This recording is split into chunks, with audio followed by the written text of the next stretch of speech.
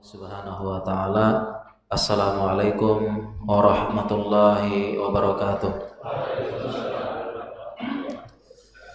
Alhamdulillah, segala puja dan puji kepada Allah. Salawat dan salam kepada Nabi Muhammad sallallahu alaihi wasallam.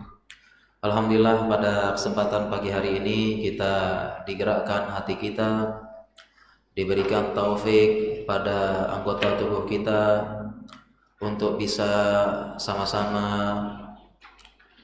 menghadiri majelis ilmu, dan ini merupakan satu tanda kebaikan. Kita menuntut ilmu, kita belajar bagaimana caranya bisa masuk surga, karena itu juga butuh ilmu. Bagaimana caranya? Kita juga perlu belajar bagaimana cara kita bisa hidup di dunia dengan tenang, bahagia, damai, dan kebahagiaan yang sesungguhnya. Ini juga butuh ilmu, dan sebaik-baik petunjuk adalah petunjuk dari Allah dan Rasul-Nya dalam Al-Quran. Karena Allah yang menciptakan langit dan bumi ini, menciptakan manusia, berarti Allah yang paling tahu cara agar kita bisa bahagia di muka bumi ini, menjalani kehidupan dengan nyaman, tenang, damai, dan tentunya kita juga hati kita selamat dari berbagai penyakit hati, dan hati kita juga selamat dari sakit hati. Sebagaimana tema kita pada pagi hari ini, yaitu sakit hati. Tentang sakit hati kita akan bahas bagaimana syariat, kemudian demikian juga bagaimana dalam medisnya terkait dengan sakit hati. Dan secara umum kita beragama ini, kita sama-sama harus saling terus mengingatkan, saling menasihati. Tujuan kita beragama salah satunya adalah mencari kebahagiaan dan mencari ketenangan jiwa. Karena sesungguhnya kebahagiaan yang kita cari, orang manusia ya, ada yang membanting tulang, bekerja, ya, kemudian ada juga yang menjual kehormatan, menjual harga diri, ya, menjual harga dirinya ya, terhadap orang-orang tertentu. Dia membungkukkan badan, merendahkan kehormatan dirinya, dia cium tangannya, disuruh dengan cara yang kasar dia patuh, disuruh bosnya dengan cara sekedar menunjukkan jari saja dia patuh. Ada juga untuk semuanya untuk mendapatkan kebahagiaan katanya. Banting tulang, berkeringat, sampai tadi menjual kehormatan diri, merendahkan diri pada manusia. Ada yang minta-minta, mengemis, ada yang sok kenal sok dekat. Kenapa? Untuk kepada atasan. Semua katanya ingin bahagia. Sampai ada yang menjual kehormatan dirinya juga ada. Semuanya ingin bahagia dan ingin tenang, hati yang tenang. Tetapi kita renungkan kembali, tujuan kita beragama ini apa? Sama-sama saling mengingatkan. Saya juga perlu diingatkan, apa sih tujuan kita beragama? Kita datang ke masjid, kita pelihara jenggot, sunnah Nabi, celana di atas mata kaki, sunnah Nabi. Kemudian kita mengganti ucapan kita dari sorry menjadi afwan, dari kamu menjadi akhi antum. Apa tujuan kita? Tujuan kita apa? Apa tujuan kita untuk semua? Apa tujuan kita beragama? Tujuannya adalah salah satunya kita mencari kebahagiaan, dan salah satu tanda kebahagiaan adalah ketenangan hati dan ketentraman jiwa. Oleh karena itu, beberapa ayat-ayat Al-Quran menunjukkan agar kita ini sakinah, tenang. Dimulai dari tujuan pernikahan misalnya, Wa min ayatihi an khalaqalakum azwaja litaskunu ilaiha. Apa tujuannya? Litaskunu ilaiha, supaya kalian tenang, sakinah.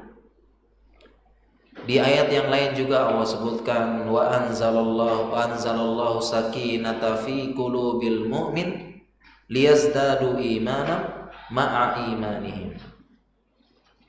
Allah turunkan ketenangan pada hati seorang mukmin agar terus bertambah keimanannya. Bahkan kita hadir di majelis ilmu ini, apa yang kita cari? Yang dicari juga ketenangan. Majtama'a qaumun fi baitin min buyutillah yatluna kitaballah wa yatadarasuna bainahum illa nazalat alaihimus sakinah. Tidaklah seorang hamba berkumpul, kaum berkumpul di antara masjid dari masjid Allah. Yatluna kitaballah, dibacakan ayat Al-Quran. Ada yang ngaji, ada yang membacakan, ada yang menjelaskan tafsirnya. Wa yatadarasuna bainahum, saling mengajarkan. Ini ilmu, karena agama ini dibangun di atas ilmu. Mau hijrah, ilmu dulu, bukan foto-foto. Ya, mau hijrah, ilmu dulu. Ya, bukan foto-foto, bukan upload, yang penting eksis, ilmu dulu. Mau perbaiki diri, ilmu dulu. Wa yatadarasuna bainahum, apa lanjutannya? Illa nazalat alaihimus sakinah. Turun kepadanya ketenangan. Lihat, semua itu adalah ketenangan. Sehingga ini yang kita cari, tujuan kita beragama. Sehingga buat apa kita setelah kita menjalankan sunnah, ini bagus ya. Kita katakan alhamdulillah menjalankan sunnah, berjenggot, sering ke masjid, sholat 5 waktu yang wajib. Ini hukumnya wajib bagi laki-laki. Kemudian mengganti ucapan, mengganti pakaian, penampilan, sering nongkrong di masjid. Ini semua alhamdulillah. Tetapi ketika kita berubah tersebut, ternyata lebih banyak tidak tenangnya. Hati kita lebih banyak tidak tenangnya. Salah satunya adalah dengan penyakit hati ini. Itu buat apa kita beragama kalau begitu? Apa tujuan kita beragama? Berarti ada yang salah, baik dari ilmunya maupun niatnya dia beragama dan hijrah. Setelah beragama, setelah berjenggot, tetapi dia hiasi di bawah lidahnya dengan jenggot, tetapi setelah itu lisan makin pedas, makin kasar, makin keras. Ini tujuan kita beragama apa? Setelah beragama, kemudian bukannya mencari ilmu, mencari ketenaran, mencari eksistensi, ingin diakui, dan sebagainya. Ini tujuan kita beragama apa? Kenapa makin tidak tenang? Sibuk sana, sibuk sini. Setelah beragama malah semakin tidak tenang. Ini bukan tujuan dari beragama, karena tujuan beragama sebagaimana Allah sebutkan dari Al-Quran, kemudian Nabi SAW dalam hadis, supaya kita ini merasa tenang, kebahagiaan. Karena sesungguhnya kebahagiaan tersebut adalah dengan ketenangan hati dan ketentraman jiwa ketika melaksanakan perintah Allah dan menjauhi larangannya. Itu kebahagiaan yang sesungguhnya. Bukan dengan bukan dengan tertawa-tawa, apalagi tertawanya terbahak-bahak. Itu bukan kebahagiaan. Kalau seandainya kebahagiaan dengan orang yang tertawa-tawa, pelawak yang paling bahagia di muka bumi, ketawa terus. Bukan juga dengan kesombongan. Sombong, bukan juga. Sombong membuat kita tampak hebat. Sombong membuat kita tampak gagah. Sombong membuat kita diakui oleh manusia. Tetapi sombong tidak pernah membuat kita bahagia, tidak akan tenang. Dan ini kita introspeksi kembali ya, terkait dengan tema kita pada pagi hari ini. Introspeksi bagi saya pribadi, para jamaah sekalian, kita apa tujuan kita beragama? Coba kita sama-sama kembali.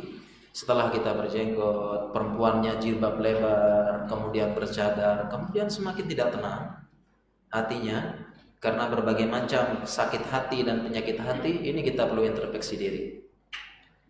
Luruskan kembali niatnya, ada yang salah niatnya. Kita beragama hanya ingin diakui. Kita beragama hanya ingin menunjukkan eksistensi. Kita mengurus dakwah ini hanya ingin hebat-hebatan. Saya panitia masjid ini sudah mendatangkan ustadz-ustadz hebat di sini. Saingan. Sudah mendatangkan ustadz-ustadz tenar, kita berhasil.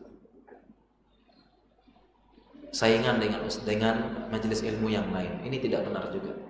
Kita cari kebahagiaan yang sesungguhnya. Salah satu yang menyebabkan ketidaktenangan tersebut karena adanya penyakit di hati.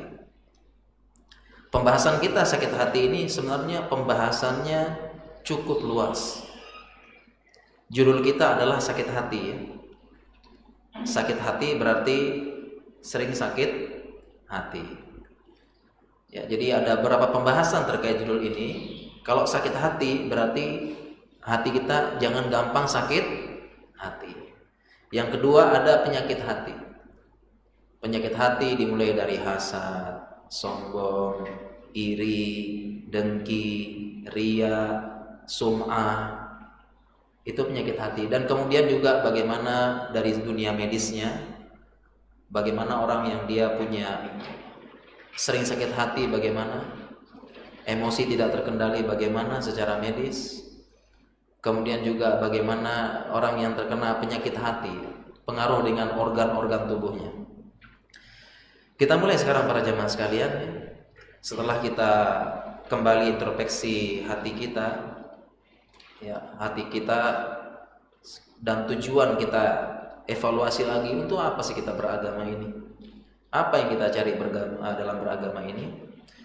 Yaitu ketenangan, dan salah satu cara untuk kembali ketenangan adalah kita menghilangkan semua penyakit hati.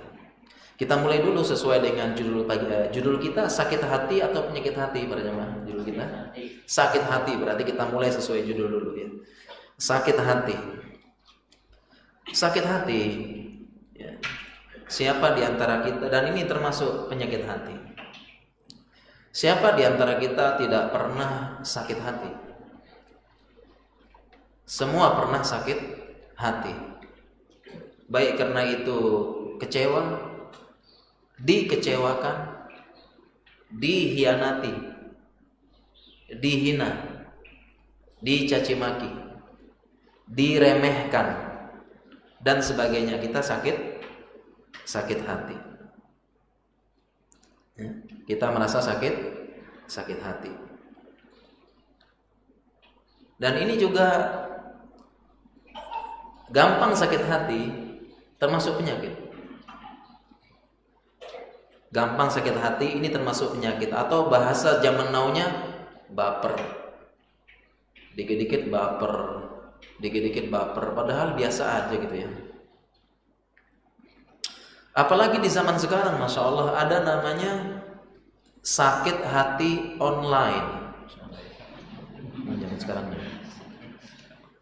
sakit hati online, Masya Allah ya. Sakit hati online, nanti kalau waktunya panjang kita bahas. Sakit hati online di zaman sekarang. Tidak hanya internet saja yang online, sakit hati online. Apa itu sakit hati online? Muncul dari penyakit hati. Contoh sakit hati online, hasad.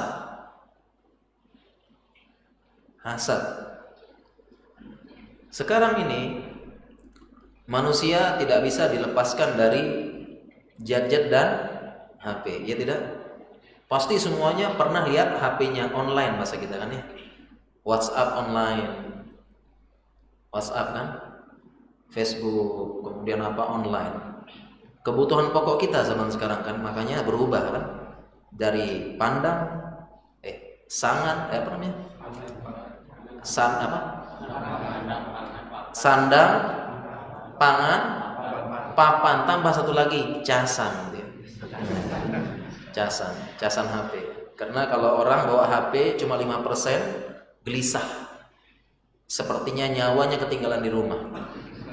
Terus nggak bawa casan, terus gelisah nih. Mati HP-nya terus, dunia seperti sepi. Mati lampu di tengah malam gulita. Kalau HP-nya mati, segera cari casan atau power bank. Itu kan jadi kebutuhan sekarang mana. Sakit hati online dimuncul dari penyakit hati. Bagaimana bisa sakit hati online? Yang pertama, hasad. Lihat orang lain posting tentang sesuatu, sakit hati dia.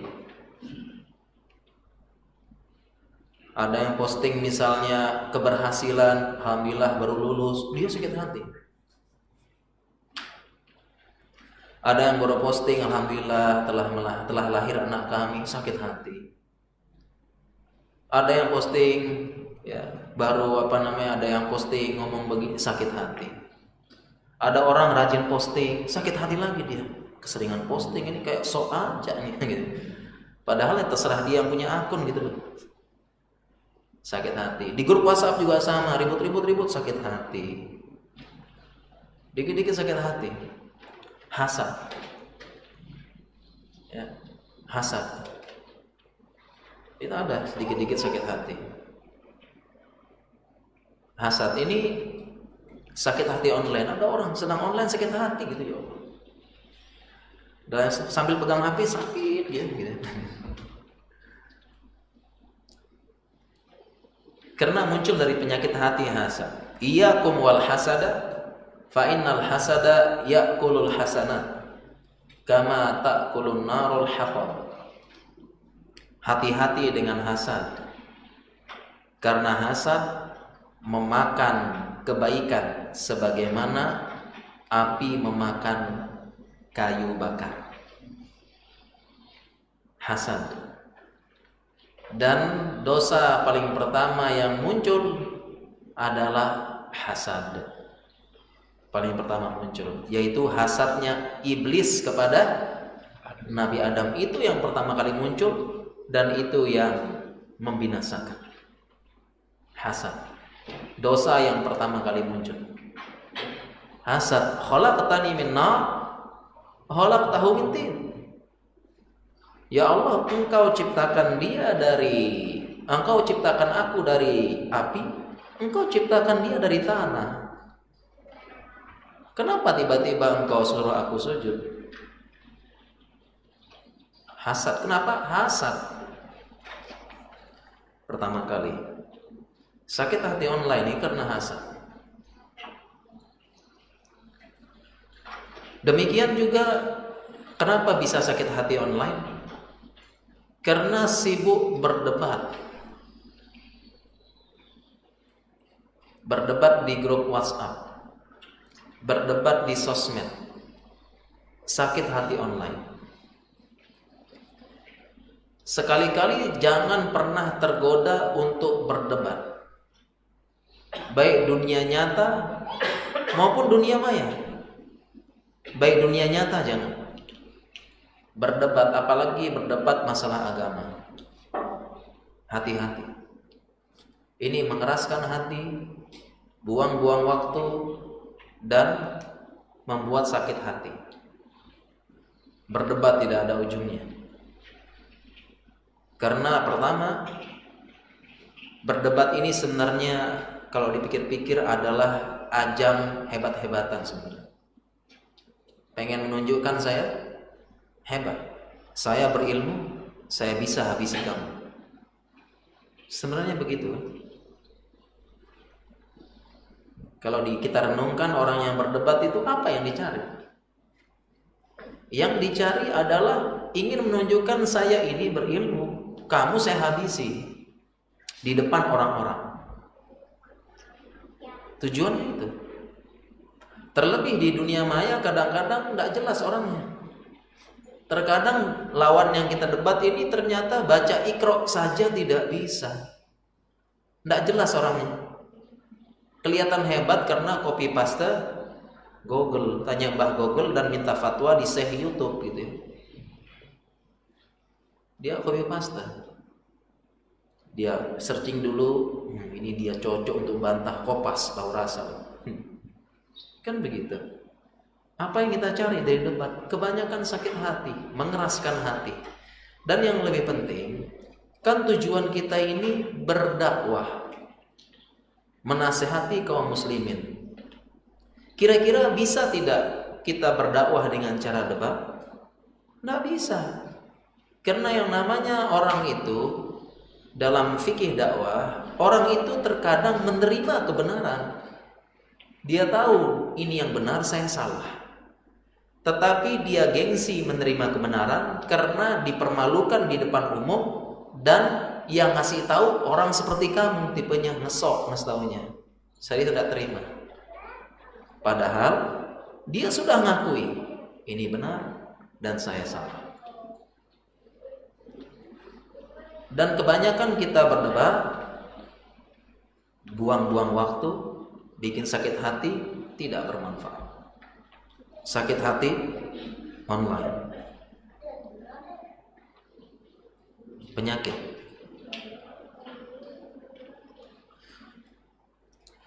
Kemudian tentang sakit hati, tadi sakit hati online ini, tentang sakit hati. Kita semuanya pernah sakit hati. Sakit banget pokoknya. Ya kan? Kalau sakit hati ya. Dan konon katanya lebih sakit daripada sakit gigi. Masya Allah ya. Katanya, mana yang lebih sakit? Sakit gigi atau sakit hati? Mana yang lebih sakit? Iya. Biasalah ada ikhtilaf. Ya, tetapi dua-duanya memiliki persamaan, sama-sama dimulai dengan hal-hal yang manis di awalnya. Itu kesamaannya. Ya, kesamaannya di situ. Ya, yang awal terlalu manis, kecewa, sakit hati, sama-sama gitu. Makanya kalau buat kopi, nggak usah diaduk gulanya. Kenapa? Sudah enak dengan yang manis di awal, yang akhir aja deh. Gitu ya. Sakit hati, semua pernah sakit hati. Dan ini juga kita perlu manajemen sakit hati. Jangan kita terlalu gampang sakit hati. Jangan gampang sakit hati. Ini salah satu mengobati penyakit hati. Jangan mudah sakit hati, atau bahasa orang jangan mudah baper bahasanya. Zaman now-nya ini. Dan ulama-ulama sudah ngajarin jangan mudah sakit hati. Apalagi para jamaah sekalian, kita ini katanya berpegang teguh dengan agama kan? Berusaha berdakwah di masyarakat. Iya tidak? Kita berusaha. Yang pakai ilmu dia berdakwah dengan ilmu. Yang belum punya ilmu banyak, dia berdakwah dengan apa? Dengan sikap dan muamalah, ya tidak? Jadi dakwah itu pertama dengan ilmu, dia ngomong, menjelaskan hukum setelah belajar bahasa Arab, belajar fikih dan sebagainya. Kemudian dakwah yang kedua, dakwah dengan sikap. Bagaimana sikapnya di kantor, sikapnya di tempat kerja, sikapnya di masyarakat, di RT-nya, di RW-nya, bagaimana sikapnya, itu juga dakwah. Menerapkan ilmu yang diterapkan, bagaimana sabarnya menghadapi manusia, muamalahnya, akhlaknya bersama orang. Ya. Jangan sampai orang, Masya Allah ya, berpenampilan sunnah, berjenggot apa, di kantor tidak pernah menunaikan amanah. Bosnya kasih tugas, tidak jelas, tidak selesai. Ini kan hancurkan dakwah dengan sikap malah. Menghancurkan dakwah dengan sikapnya dia. Penampilan bagus ya, Islami ya. Ya katanya kalau ke masjid cepat. Tapi ketika disuruh tugas ya profesional terlambat. Loh gimana ini? Ya masalah. Apalagi kita para jamaah, kita ini orang yang berusaha berdakwah, mencari wajah Allah, dan agar pahala kita mengalir terus sampai hari kiamat. Dan ketika kita menghadapi manusia, ketika kita sudah berilzam, kita akan turun ke dunia dakwah dan beragama, siap-siap yang namanya sakit hati. Siap-siap sakit hati. Dan obat sakit hati paling utamanya sabar. Tidak ada kata-kata dakwah tanpa tidak disakiti. Pasti. Yang namanya dakwah kita, semua kita berusaha berdakwah. Tidak ada kamusnya terus kita berdakwah nyaman, tenang, lancar, nikmat. Tidak ada.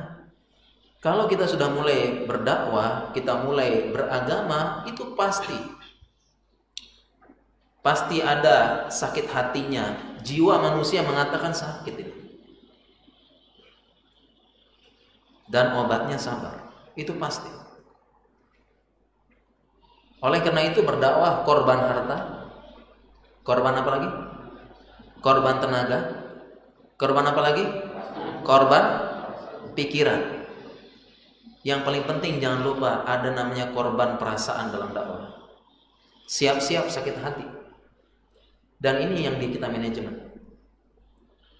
Sakit hati. Ketika beragama dan ketika berdakwah, siap-siap. Kita harus merasakan sakit hati dan sabar. Kita perlu manajemen. Jangan sangka jalan dakwah mulus, karpet merah, dipersilakan dakwah. Harus banyak sabar, dan sabar itu identik dengan mengalah dalam tanda kutip. Jangan membalas dengan yang serupa, apalagi membalas dengan kekerasan. Ini kita hadapi. Dimulai dari misalnya ada ikhwan, para jamaah sudah mulai. Mungkin di dulu ya, kalau sekarang mungkin enggak ya. Dulu, zaman-zaman kita dulu, kita pelihara jenggot, banyak.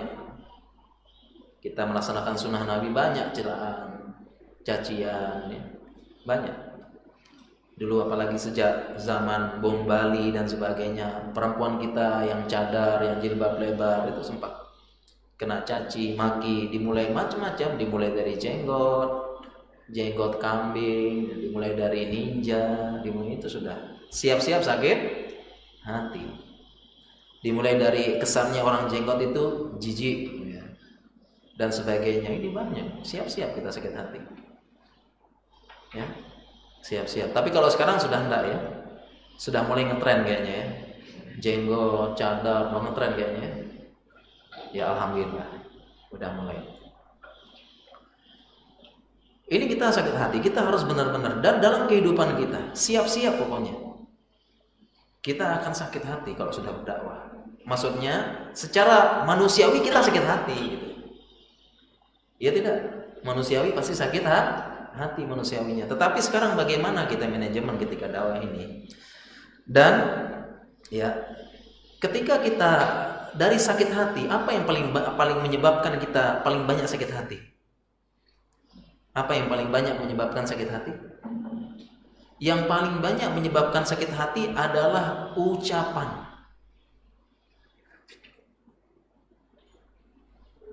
Yang paling bisa menyebabkan orang tuh sakit hatinya adalah apa? Ucapan. Ucapan ini paling buat gampang orang sakit hati. Kadang-kadang dia hanya mengucapkan 1, 2, 3 kata, tetapi nusuk, nyindir, atau bahasa orang Jawanya nyelekit, ya Allah, itu kayak ditusuk sama beribuan pedang dan lama sembuhnya. Susah. Bahkan kadang-kadang orang tersebut sudah minta maaf, ampun masih sakit ya. Padahal pelakunya sudah minta maaf. Pelakunya sudah minta maaf, tapi masya Allah luka itu belum sembuh. Masih terasa sayatan pedang. Jadi dari semua penyebab sakit hati orang kan macam-macam, ada dari sikapnya, dari perlakuannya, caranya dia. Yang paling bikin sakit hati ucapan. Dan ini yang kita dapatkan nanti, baik ketika berdakwah, ketika dalam masyarakat, dalam keadaan kita membawa agama kita akan dapat. Dan ini yang dialami oleh mayoritas nabi dan rasul. Mereka diolok-olok. Diolok-olok yang membuat sakit hati. Olok-olok dia nabi. Diolok-olok oleh para nabi dengan kata-kata yang menyakitkan. Dimulai dari Nabi SAW. Beliau sebelumnya Al-Amin, dipercaya, tiba-tiba julukannya Sahirun Kadzab, penyihir dan pendusta. Muhammad diganti panggilannya menjadi Mudzammam, tercela. Diganti. Kata-kata semua nabi dan rasul dengan kata-kata yang jelek, kata-kata yang kotor, kata-kata yang ini. Dia harus siap semuanya menerima. Jadi menyebabkan sakit hati ini adalah ucapan. Lebih sakit hati dengan ucapan daripada perbuatan. Bahkan ada orang dipukul terus. Ya, dipukul kemudian dia memar, luka. Insya Allah sebulan sembuh. Tapi disindir, diucapkan kata-kata yang menghina dan sebagainya, Masya Allah mungkin seumur hidup tidak akan sembuh ini lukanya ini. Walaupun orangnya sudah minta maaf, masih ucapan. Oleh karena itu dalam agama kita diajarkan benar-benar menjaga lisan. Menjaga lisan. Benar-benar dijaga lisan. Bahkan Nabi SAW bersabda, "Man yadmanuli ma baina lihyataihi wa ma baina rijlaihi atmanulahul jannah." Barang siapa yang bisa memberikan jaminan kepadaku, bisa menjaga apa yang diantara kedua jenggotnya, maksudnya jenggot dan kumis. Bahasa Arab seperti itu. Ya, komarain, komar 2 bulan, maksudnya matahari dan bulan. Di antara 2 jenggotnya, yaitu maksudnya ini jenggot dan kumis, dan bisa menjaga di antara kedua kaki selangkangannya. Kemaluan maksudnya, aku jamin dia masuk surga. Karena 2 ini yang paling banyak menyebabkan orang masuk neraka. Mulut. Ya. Bahkan Nabi pernah kalau pengen selamat, Nabi pegang lisannya, kufa alaika hadza. Ini jaga lisan ini. Ya. Jaga lisan, kufa alaika hadza. Jadi ini yang paling menyebabkan menjaga lisan ini. Manusia mungkin butuh 2 tahun untuk belajar berbicara. Manusia dari bayi butuh berapa tahun untuk bicara? 2 tahun mungkin. Butuh 2 tahun untuk belajar berbicara. Tetapi manusia butuh mungkin seumur hidup untuk belajar diam. Seumur hidup. Dan ini juga jadi pelajaran bagi kita. Ketika kita sakit hati dengan ucapan orang lain, menunjukkan bahwasanya kita juga jangan begitu pada orang lain.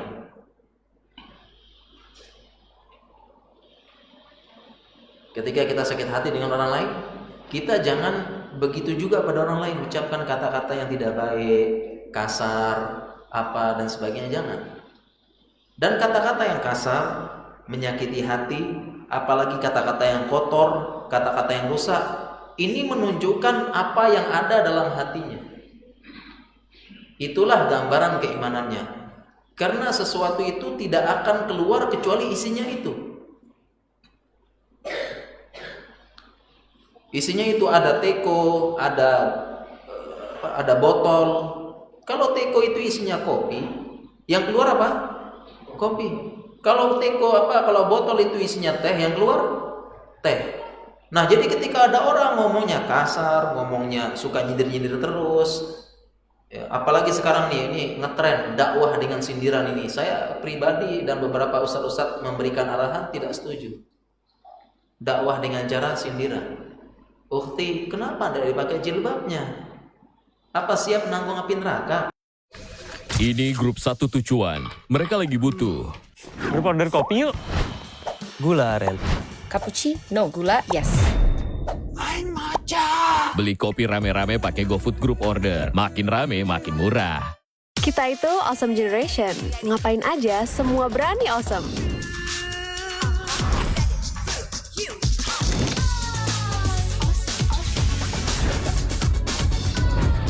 Awesome sih, tapi apa berani lawan kita?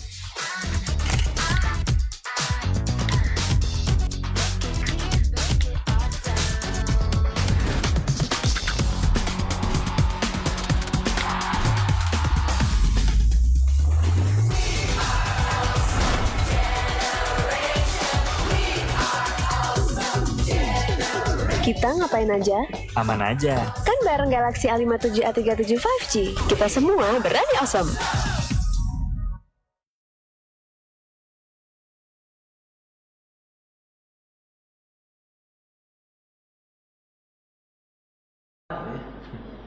Kenapa enggak begini? Ya, kalau apa sudah siap lo neraka. Ya, kalau enggak begini kelar hidup lo gitu-gitu ya. Nyindir enggak bagus ya. Bukan begitu cara dakwah. Didominasi dengan sindiran. Kemudian kata kasar, kata ini, berarti itulah yang ada dalam hatinya. Jadi sebenarnya gampang nilai orang. Lihat aja ucapannya. Kalau dia ucapannya kasar, itu hatinya kasar berarti.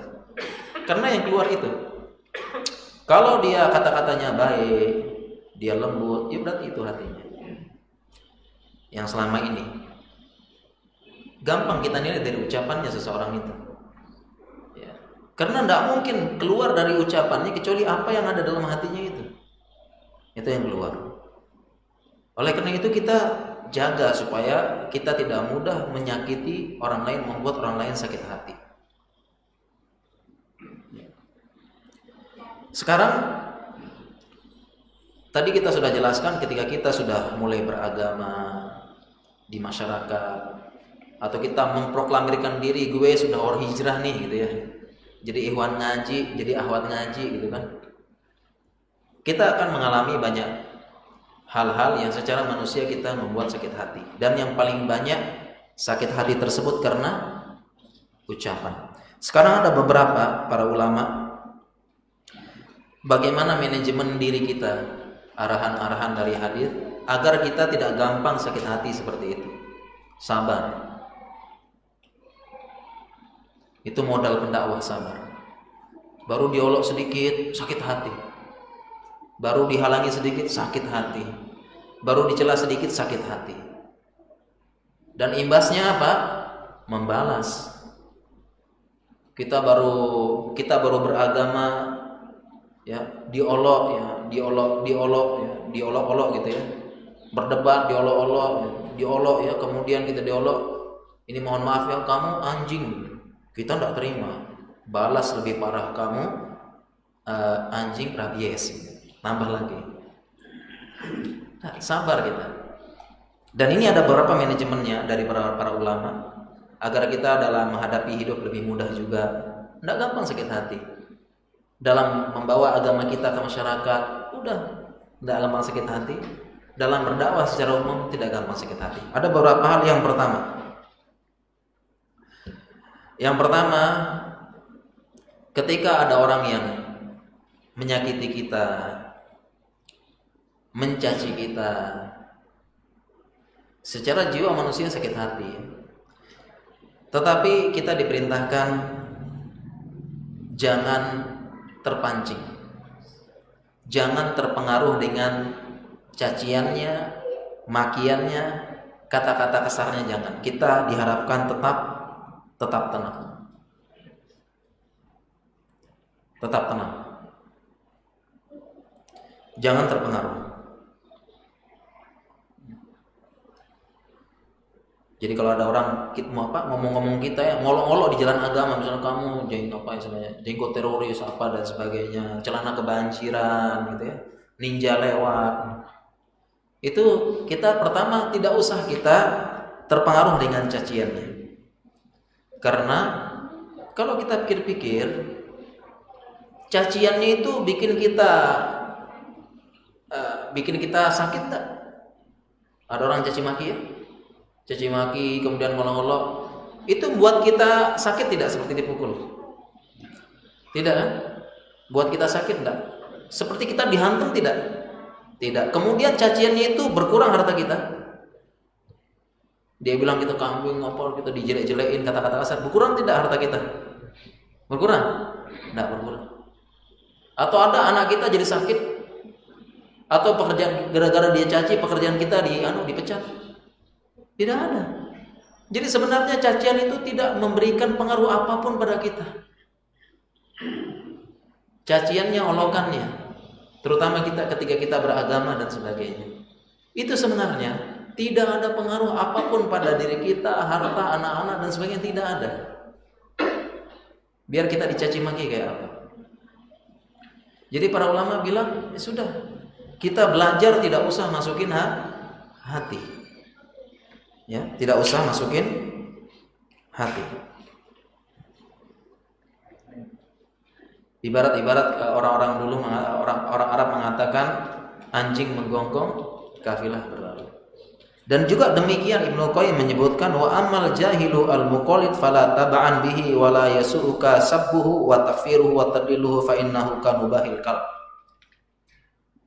Demikian juga perkataan dari Ibnu Qayyim, adapun orang yang bodoh, muqallid, dia pembebek, maka jangan kita dilelahkan, dicapekkan dan terpengaruh dengan caciannya. Dia mencaci kita, apalagi sampai ada yang memvonis ya sesat apa, jangan terpengaruh. Karena katanya Ibnu Qayyim kanubahil qalb, seperti gonggongan anjing. Tidak usah kita terpengaruh. Kalau ada yang mencaci kita, mengolok kita di jalan agama dan beragama, tidak usah dengar. Tidak usah dimasukkan dalam hati. Karena seperti nubah qalb katanya apa? Katanya Ibnu Qayyim, dan terkenal dalam ungkapan Arab gitu ya. Terutama dari Imam Syafi'i. Imam Syafi'i membuat diwan, orang singa itu ditakuti karena diamnya. Sedangkan anjing menjadi permainan, sering-sering dimainin karena dia menggonggong terus. Singa ditakuti karena diam. Anjing jadi permainan karena menggonggong terus. Singa itu diam aja tapi takut. Coba aja deh kita lagi di masjid, lewat singa nih, diam padahal dia. Alah, aku semuanya. Ya dah. Lagi di sini singa lewat, padahal cuma diem, lewat doang. Semua takut gitu. Tapi beda anjing guguk gitu ya, kok ikutin lain. Di situ dia apa itu? Lempar-lempar kan? Dimain-mainin, lempar-lempar. Ribut kan, ada yang ribut, coba tuh anjing ribut di situ ya. Dia apa yang tuh anjing? Lempar-lempar kan, dimain-mainin, diapain? Atau ada yang lempar makanan tuh, ambil tuh. Ya, tapi ya singa lewat, diem aja pada enggak apa-ngapain. Takut semuanya. Jadi demikian, coba kita renungkan sekali lagi. Ini saya pun kita lagi belajar. Saya juga sedang belajar. Ada orang mencaci, harta tidak berkurang. Kita pernah hantam tidak? Enggak. Anak juga enggak jadi sakit, pekerjaan tetap. Jadi buat apa kita ini? Justru beberapa ulama mengatakan kalau yang membuat sakit adalah ketika kita merespon. Yang membuat sakit apa? Ketika kita merespon. Kalau kita cuekkan, tidak akan. Yang bikin sakit hati ketika kita merespon, ada orang celah misalnya. Diingat-ingat katanya terus, ya Allah, dia bilang dia begini, ya, udah terima, mungkin sakit hati, dia sakit hati gitu. Ungkap orangnya sudah lewat, ucapan sudah lewat, tapi dia masih mikir, dia sakit hati terus gitu. Padahal kejadiannya udah lewat ya. Keinget lagi, enggak terima nih kata-katanya nih. Masa saya dibilang jelek gitu ya. Masa saya dibilang gemuk begitu. Enggak terima, malah sakit hati. Bahkan Ibnu Qayyim disebut di sini apa? Orang yang jahil, yang bodoh. Dia sebutkan orang bodoh, jangan dihiraukan. Orang bodoh enggak punya akal. Sekarang seperti orang gila. Sekarang begini nih. Ada orang gila ya, gila beneran gitu.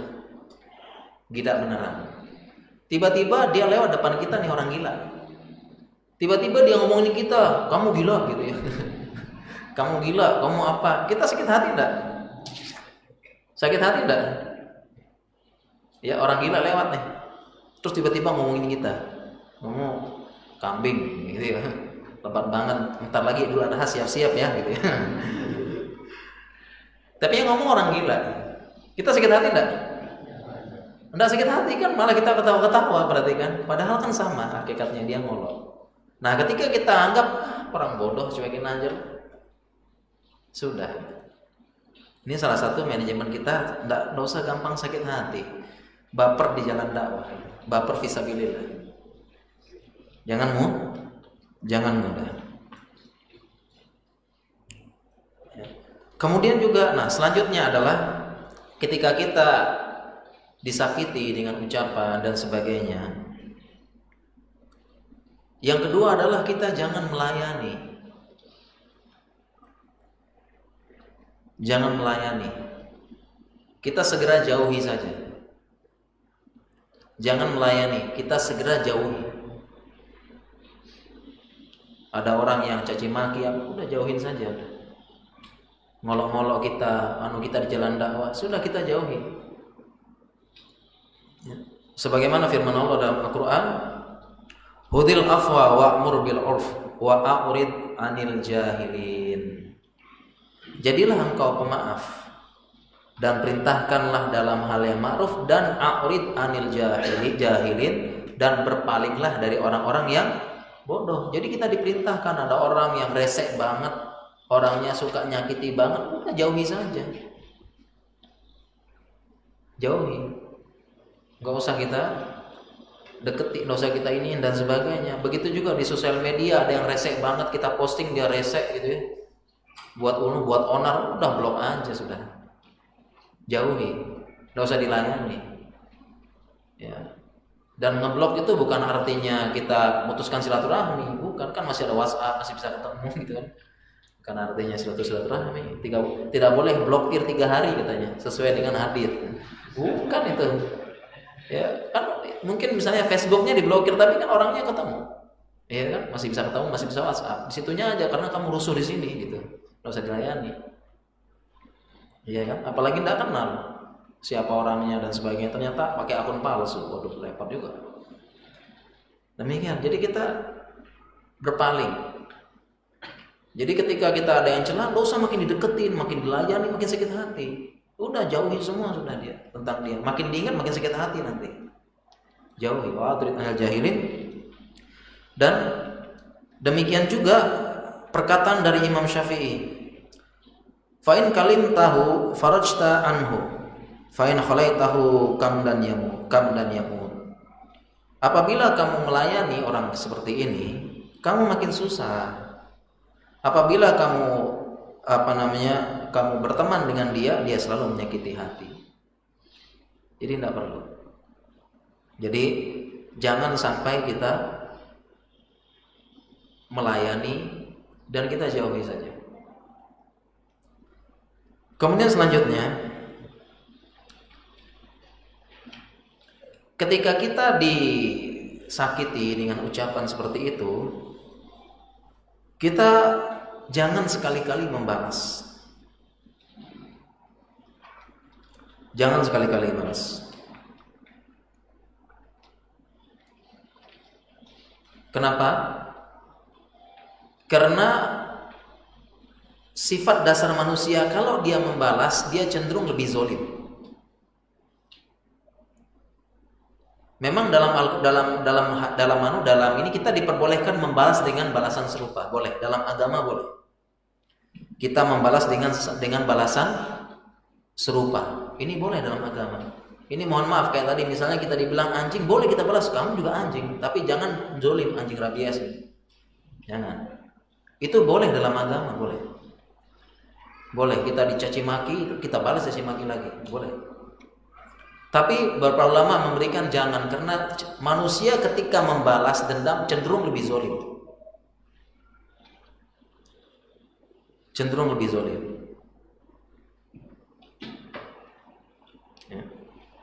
Jadi jangan sampai kita usahakan kita jangan membalas. Demikian juga dalam jalan dakwah ini. kita diganggu, kita di apa, jangan dibalas. Jalan dakwah jangan usah dibalas. Sabar sebagaimana para nabi. Fasbir kama sabara ulul azmi minar rusul. Ya, bersabarlah sebagaimana sabarnya nabi ulul azmi di antara rasul.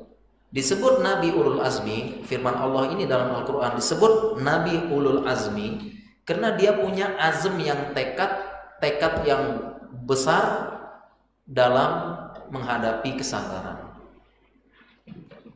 Jadi 5 Rasul ulul azmi ini disebut 5 Rasul ulul azmi karena yang paling besar sabarnya dan paling besar ujiannya. Dan semuanya bersabar. Semuanya bersabar. Jangan kita membalas. Ya, jangan kita membalas. Dan bahkan sudah banyak, apalagi contohnya dari Nabi SAW, subhanallah. Kalau kita ceritakan contohnya Nabi ini, kita sebut dengan keajaiban akhlak Nabi yang kalau kita sebut seperti baca dongeng, tidak mungkin ada di zaman ini. Kalau kita baca bagaimana sabarnya Nabi Sallallahu Alaihi Wasallam dan sabarnya Nabi yang 5 ini, sabarnya jangan kita balas. Kita belum ada apa-apanya. Dimulai 5 Rasul ulul azmi kan mulai dari Nabi Nuh ya. Nabi Nuh itu subhanallah sabar luar biasa.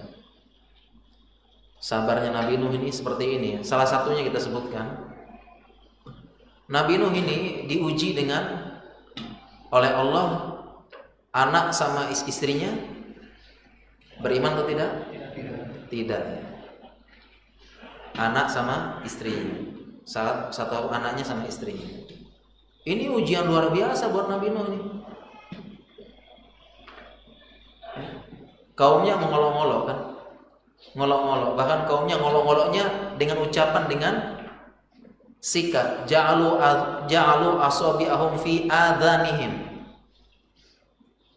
Jadi dalam Al-Qur'an disebutkan apa?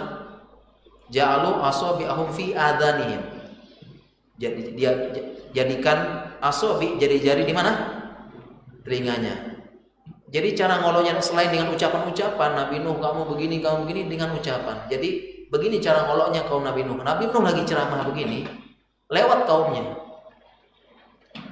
Bagaimana gestur lewatnya? Begini. Nabi Nuh lagi dakwah depan kaumnya, sengaja mereka lewat, tapi lewatnya gimana? Gini. Lewat. Sakit hati enggak tuh? Saya lagi ceramah gini tiba-tiba ada orang datang. Sakit hati enggak? Ini kita manajemen sakit hati nih. Baper. Kita belum ada apa-apanya langsung kita serang, caci maki, bantah, habisin. Mana sabar kita? Dan Nabi Nuh juga ini ujiannya besar ini. Kenapa istrinya tidak beriman? Ini ujian besar. Ujian besar. Istrinya Allah buat Allah takdirkan tidak beriman, ujian besar bagi Nabi Nuh. Ibaratnya begini, ada ustadz nih. Ustadz ngomong tentang keimanan, tauhid, akhlak dan sebagainya, tapi istrinya hancur akhlaknya, gimana tuh? Ya kan? Hancur akhlaknya sehingga kaumnya Nabi Nuh itu benar-benar bahasanya ngabisin Nabi Nuh gitu. Ngolok-ngolok habis. Kenapa? Kurang lebih beginilah, hai Nuh, ente jangan banyak bacot lah. Tuh istri ente aja itu tidak beriman sudah ngimanin kita. Urus ente dulu lah. Urusin anak ente dulu baru urusin kita. Ente jangan banyak bacot gitu. Kurang lebih begitu. Ya. Ibaratnya kita dakwah. Ini istrinya bukan hanya akhlaknya jelek, tapi apa? Kafir, tidak beriman. Kita aja yang istri kita sama-sama muslim beriman tapi akhlaknya rusak, kita di masyarakat ngomong dakwah, ngomong ini, malu tidak tuh? Malu, apalagi hadapi kaumnya. Pak Ustadz, lo ya ngurus istri ente aja lah, perbaiki tuh anak istri ente. Ya jangan banyak bacot di sini, gitu kan? Ya enggak? Ya itu ujian berat Nabi Nuh. Ya, sakit hati banyak enggak sampai Nuh digituin tuh sama kaumnya tuh. Sakit hati tuh. Kita aja enggak kebayang tuh ente jangan banyak bacot, istri ente aja, keluarga aja belum ada yang ini, sudah banyak ini tuh urus dulu baru ngomong. Itu kan sakit hati enggak ya? Mungkin langsung seperti dakwah mungkin langsung ini. Tapi Nabi Nuh sabar terus ini. Salah itu. Ya. Itu Rasulul Azmi. Demikian juga Nabi SAW banyak dia. Banyak sakit hati, Masya Allah, keajaiban hadis Nabi, keajaiban akhlak Nabi. Yang kita ini belum ada apa-apanya, dikit-dikit dakwah, dikit sakit hati. Kemudian kita balas, ya. Sedang berdakwah, kemudian kita diolok, di apa, balas olok lagi. Baru dijegal sedikit, balas, mana kita dakwah kita, sabar kita dalam dakwah. Ya, tidak ada. Lihat, saya sebutkan satu contoh keajaiban akhlak Nabi SAW. Bagaimana beliau sakit hati secara manusiawi, tetapi sabar. Nabi SAW. Contoh misalnya, Nabi SAW, ya, beliau berdakwah di Mekah. Kemudian sampailah tahun yang disebut dengan Amu Hazn. Tahun Hazn, kesedihan. Tahun kesedihan, di mana tahun tersebut meninggallah orang-orang yang Rasulullah SAW cintai dan membela dakwah beliau.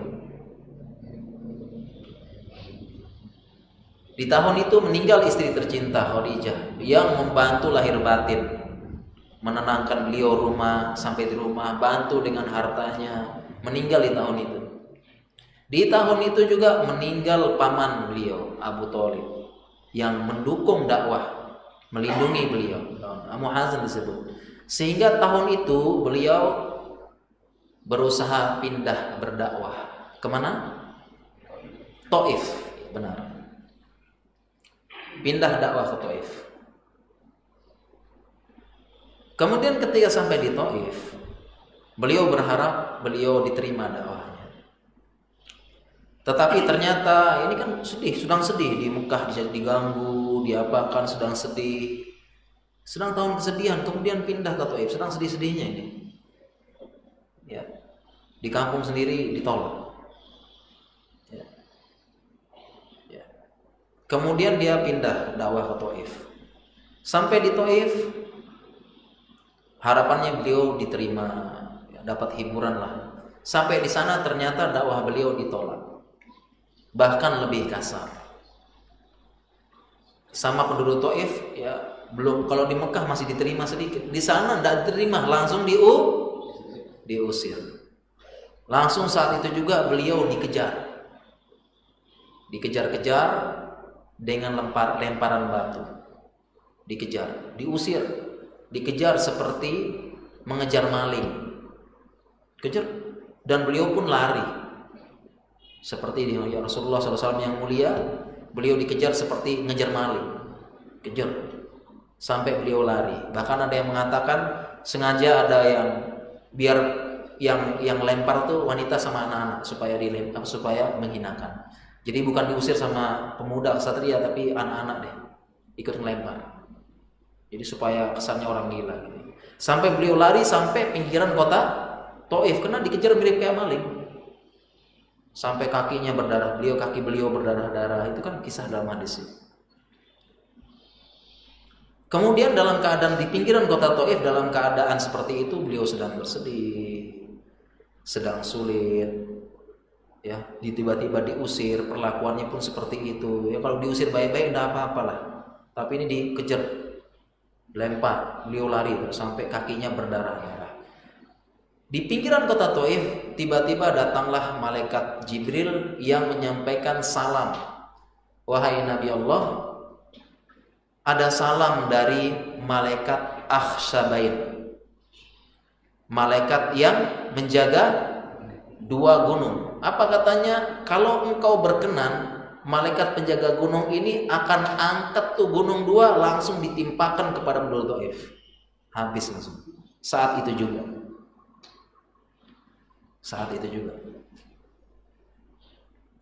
Tapi apa jawaban Nabi SAW dari lisan beliau yang mulia? Dia bilang jangan. Ya. Innahum qaumun yajhalun. Sesungguhnya mereka kaum yang belum tahu aja. Kama qala Rasulullah SAW. Sesungguhnya mereka belum tahu aja. Dan aku arju, saya berharap akan keluar dari tulang sulbi mereka orang yang akan menyembah kepada Allah dan membantu agama ini. Itu dari lisan beliau yang mulia. Sehingga tidak jadi. Dan ternyata doa beliau terkabulkan. Kemudian setelah itu penduduk Taif menerima Islam, dan dari sana lahir pejuang-pejuang Islam. Ini kan keajaiban akhlak yang luar biasa. Coba kita kira-kira gimana tuh? ACC gitu ya. Habisin aja. Ya. Luar biasa doanya Nabi SAW. Bahkan beliau menjadi manusia yang paling mulia. Kenapa Nabi SAW paling mulia? Di antara 5 Rasul Ulul Azmi ini, kan hebat-hebat sabarnya kan? Kenapa Nabi SAW yang paling bagus?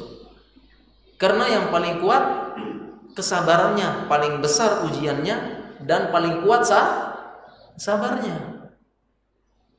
Jadi ketika ada muncul pertanyaan, kenapa Nabi SAW menjadi makhluk yang paling mulia di muka bumi?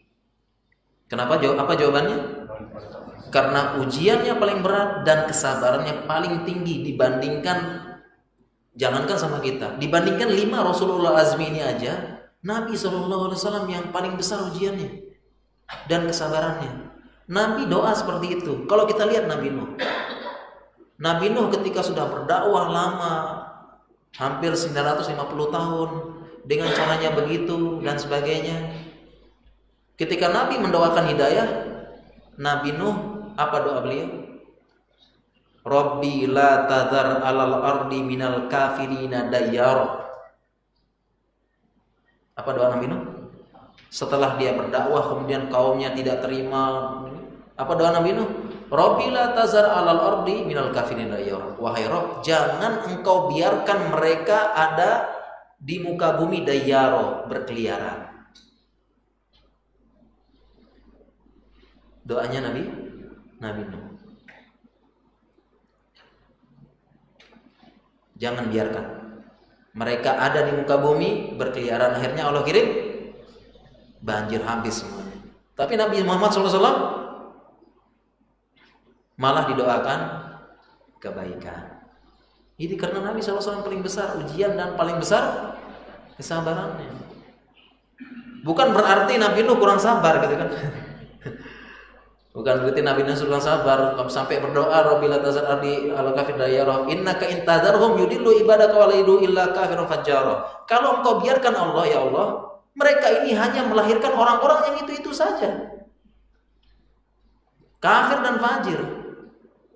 Sampai Nabi Nuh karena sudah berdakwah sekian lama, kalau engkau biarkan ya Allah, dia lahirkan yang itu aja lagi nanti gitu. Makanya la tazar ardi al kafir dayyara, jangan biarkan ada orang sedikit pun. Kirim banjir Nabi Nuh. Jangan bilang Nabi Nuh tidak sabar ini ya, 950 tahun. Bahkan yang bilang lebih. Kemudian tadi gaya-gayanya tadi tuh, cara ngoloknya tadi sakit hati tuh. Digituin tadi Nabi Nuh tuh, wah kalau saya juga tidak kuat gitu. Jangan banyak bacot loh. Istri lu aja tidak bisa lo urus lah gitu. Aduh, udah sakit ini. Gitu kan? Itu karena begitu. Nah, kita ini yang mau beragama, katanya berdakwah, menampakkan syiar agama di masyarakat, terus kemudian gampang sakit hati, gampang baper, gampang ini kan, ini repot bahasanya itu ya. Repot. Ini mana kesabaran kita? Ya. Di mana sabar kita istilahnya? Kalau kita gampang sakit hati seperti itu, tidak diganggu sedikit tidak bisa, di ini sedikit tidak bisa, itu gimana? Ya. Bagaimana? Dan ini sebagai hiburan bagi kita istilahnya, agar kita tadi tidak gampang ya sakit hati menghadapi manusia, terutama apa perkataannya kan, iya kan, perkataannya. Ada orang dihantam tidak apa-apa, dia udah selesai. Tapi disindir, wah tidak bisa saya, tidak terima, ya tidak terima, harga diri dijatuhi, diginikan tidak terima saya, tidak sabar. Nah, sebagai hiburan bagi kita ini ya, bahwasanya kita ini belum ada apa-apanya dalam bersabar menghadapi manusia. Kita sakit hati kemudian kita langsung balas dan sebagainya. Ada firman Allah Subhanahu wa taala. Allah Subhanahu wa taala berfirman dalam Al-Qur'an, Am hasibtum an tadkhulul jannah. Apakah kalian kira kalian ini masuk surga? Am hasibtum an tadkhulul jannah. Atau bahasa terjemah letterleknya yang bebas tuh, siapa bilang inti mau masuk surga? Gitu. Am hasibtum an tadkhulul jannah. Jangan kalian kira kalian masuk surga. Walamma yatikum mathalul ladzina khalau min qablikum. Belum datang ujian-ujian orang-orang sebelum kalian. Belum datang seperti kalian. Belum kena kepada kita ini ujian orang-orang sebelum kita.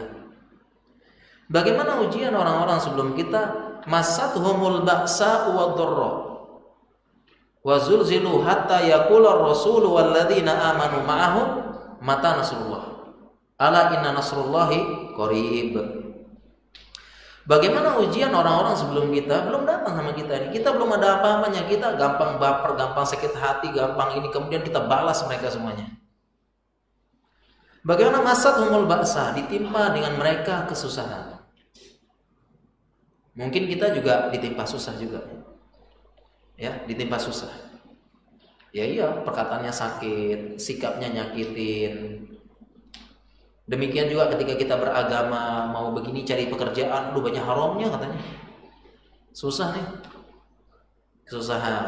Kita juga bahasa. Mungkin kita sampai level sini, ditimpa kesusahan. Berat rasanya. Masatumul ba'sa, lanjut lagi wad-dharra. Ditimpa apa? Dharra, bahaya. Orang-orang sebelum kita ditimpa bahaya. Kita selama beragama ini sampai kena bahaya tidak? Kita selama beragama di Indonesia ini sampai bahaya tidak kita? Nggak ada. Mungkin tadi aja ucapan-ucapan. Nggak sampai kita diteror, nggak sampai kita mau dibunuh, nggak sampai kita sulit seperti saudara kita di Cina, Uighur, di Palestina, di Rohingya, di mana, nggak sampai kita. Masalah ba'sa wad-dharra, nggak ada kita. Gara-gara beragama kita diancam mati, diancam bunuh, diteror, nggak ada di Indonesia. Alhamdulillah nikmat besar di Indonesia ini. Sumul ba'sa wad-dharra. Nggak cukup sampai di situ, lanjutannya apa? Wazulzilu. Kemudian udah kena bahaya, digoncang-goncangkan lagi. Zulzilu, iza zulzilatil ardu zilzalaha. Goncang-goncangkan lagi. Orang dulu sudah timpa ibarat, sudah dikasih ini, sulit digoncang-goncangkan sama Allah. Artinya ujiannya tambah berat lagi. Nggak sampai di sini, sampai tahapan ujian mereka hatta yaqurar rasul walladzina amanu ma'ahu mata nasrullah. Sampai orang-orang sampai berkata Rasul dan orang-orang yang beriman bersamanya sampai berkata apa? Mata nasrullah. Kapan datang pertolongan Allah? Kalau sudah levelnya Rasul sama orang-orang beriman yang bersamanya ngomong kapan datang pertolongan Allah, berarti ini ujiannya sudah super gede banget. Ujiannya sudah luar biasa banget, udah sampai kalau level Rasul udah ngomong begitu. Kalau kita mungkin masa baru sedikit aja sudah, ya Allah, gue orang yang paling dizolimi di muka bumi gitu ya, padahal baru ini doang, baru dia olokin, baru dia apain ya. Baru cuma sekedar diolok-olok, Ustaz saya dizolimi sama dia Ustaz. Nggak terima, saya dibilang kambing dan sebagainya. Udah saya begini Ustaz, ya gimana saya ngadain kajian dihalang-halangi Ustaz. Gimana? Zolim itu sudah begini, kita sudah begini, zolim banget mereka zolim. Kemudian dibalas ya, besok dia buat kajian kita gituin juga, bukannya sabar. Ya, kita baru seolah-olah kita sudah paling besar lah ujian kita lah ya. Berat. Tapi kemudian Allah balas ya, ala inna nasrullahi qarib, sesungguhnya pertolongan Allah itu udah dekat. Dan ayat ini menunjukkan bahwasanya ini semua adalah ujian ketika beragama. Walaupun ada beberapa ulama mengatakan ini umum, baik ujian dunia maupun ujian dia ketika dia beragama, berdakwah dan sebagainya. Ini menunjukkan ketika dia beragama. Ketika dia beragama ini, karena kalau sekedar ujian dunia, mohon maaf ya, orang kafir saja dapat. Kalau sekedar sabar ujian agama, kalau sekedar sabar dengan ujian-ujian dunia, orang kafir dapat enggak? Dapat. Orang kafir anaknya meninggal tidak? Ada orang kafir dipecat pekerjaannya. Ada orang kafir susah dia cari pekerjaan. Ada orang kafir yang cerai. Ada orang kafir yang istrinya ngeyel. Ada orang kafir suaminya selingkuh. Ada tidak? Ada semua. Jadi kalau sekedar ujian dunia, orang kafir juga dapat. Mereka juga dapat. Sehingga beberapa ulama mengatakan ini ayat ini ketika kamu itu beragama, mempertahankan agama, sabar, tidak gampang sakit hati, dan jalan ketika beragama. Sedang begini, mana sabarnya? Kalau kita seperti biasa juga kena juga ujian juga sama. Ya. Jadi kalau kita hanya mengeluhkan aduh susah hidup nih, susah cari duit, sama orang kafir juga begitu. Aduh dia merasa merasa berat ujian gue ini, kenapa ini suami selingkuh, orang kafir juga iya. Tapi apa ujiannya itu? Ujian beragama. Ketika beragama, contohnya ketika orang-orang yang dahulu, guru-guru kita, para pendahulu kita memperjuangkan sunnah jenggot, sunnah ini, cadar, mereka dulu dapat ujian berat itu. Tidak main-main, dikira teroris. Yang naik pesawat diperiksa dulu integrasi, apalagi yang mau lewat Bali. Udah itu tahan dulu sebentar integrasi ini, belum diolok-olok, disindir, dicaci maki. Tapi semuanya mereka tidak gampang sakit hati, santai dah. Sebagaimana kaedah-kaedah yang sudah kita jelaskan tadi dari para ulama. Gitu kan. Itu semuanya adalah ujian. Dan sekarang kita lihat ini, kalau kita pengen masuk level Rasul, kita sekarang ini mana sabar kita dalam beragama, mana kita istilahnya? Ya, dan sabar itu istilahnya 3, sabar dalam melaksanakan perintah Allah, sabar dalam meninggalkan maksiat, dan sabar dalam mendapatkan musibah. 3. Sebagian manusia baru tahu sabar itu ketika dapat musibah saja. Padahal ulama jelaskan 3. Melaksanakan perintah ini sabar juga. Ya, sabar ketika ngaji, sabar ketika belajar bahasa Arab, sabar ketika menuntut ilmu. Ada yang pengen buru-buru, pengen langsung jadi ustaz, pengen itu, sabar pelan-pelan. Belajar, pengen langsung tenang ini dan sebagainya. Ya, ada yang pengen belajar agama, pengen langsung tenang, padahal perlu proses untuk hijrah dan sebagainya. Pengen langsung ini. Ada yang karena sabar dalam meninggalkan maksiat banyak. Kadang-kadang dia kuat sholat malam tapi dia tidak kuat dengan godaan harta. Dia kuat puasa, tidak tahan godaan perempuan. Dan yang 3 sabar dalam ketika musibah. 3 ini mana kita? Sekarang kita bertanya sama diri kita ini mana? Tadi sabar kita di jalan dakwah ini. Sabar. Dan terutama ketika menghadapi ucapan-ucapan manusia dan tingkah laku manusia mana? Ya. Kalau kita sudah mulai gampang sakit hati, kita balas, debat dan sebagainya itu. Nah, kita cek lagi sebagaimana yang kita sampaikan di awal, apa tujuan kita beragama kalau begitu. Kalau setelah kita beragama makin tidak tenang, makin sulit, makin sesek aja tiap hari. Ya, rebutan ustadz misalnya, rebutan ini, pengen hebat-hebatan majelis ilmu, hebat-hebatan pengajian. Itu apa yang kita cari sebelum gitu? Apa yang kita inginkan? Ya. Kemudian juga ya masih ada beberapa yang lain-lainnya lagi. Ya, masih ada beberapa hal-hal yang lain. Karena ini waktunya terbatas ya, masih ada ya, tentang penyakit hati. Kita bahas bagaimana secara medisnya sekarang. Ya, kapan-kapan kita lanjutin. Sekarang kita lanjutkan secara medisnya. Sakit hati, ya, sakit hati. Orang yang sering sakit hati, dia bisa berpengaruh dengan badannya. Oleh karena itu, ketika seseorang sakit hati cuma ada 2 pilihan. Yang pertama, dia harus hilangkan dengan cara sabar, mengingat akhirat nanti balasannya lebih kuat. Atau yang kedua, dia harus ungkapkan, harus lepas. dia harus ungkap, lepaskan. Oleh karena itu boleh kita kisos orang tersebut kan, boleh. Karena ada tipe orang nggak bisa, dia harus gitu. Ada dua. Sehingga intinya sakit hati ini, pertama kita sabar hilangkan, kita hilangkan. Ini poin pertama caranya kan, mohon harus dihilangkannya tadi dengan beberapa hal tadi. Sama satu lagi caranya supaya kita tidak gampang sakit hati dan tidak ingin membalas, kita beriman dengan hari kiamat. Bagaimana cara kita beriman dengan hari kiamat? Dengan cara kalau kita disakiti di dunia, pembalasan di akhirat lebih besar. Ya sudahlah, dia sakiti saya di dunia, nanti sabarlah. Di akhirat nanti tahu rasa dia. Karena di akhirat nanti di padang mahsyar dia harus mencari kita untuk apa? Tadi yang menyakiti kita tadi, dia harus cari kita di hari kiamat, di padang mahsyar. Untuk apa kira-kira? Untuk apa? Iya, untuk istihlal, minta dihalalkan. Bukan nikah maksudnya. Minta dihalalkan. Minta maaf di akhirat. Gimana caranya? Gimana cara dia? Iya, dia bayar dengan pahalanya.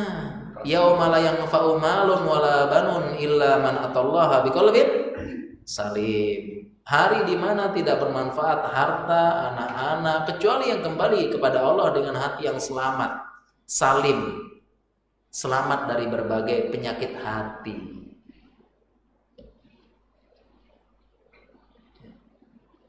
Berupa syirik dan sebagainya juga termasuk penyakit hati. Jadi dia datang kepada kita, dia nyakiti nih di dunia nih.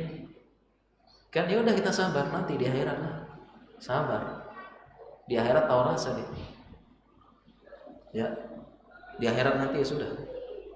Di akhirat dia harus datang kepada kita, minta maaf, saya minta maaf ya.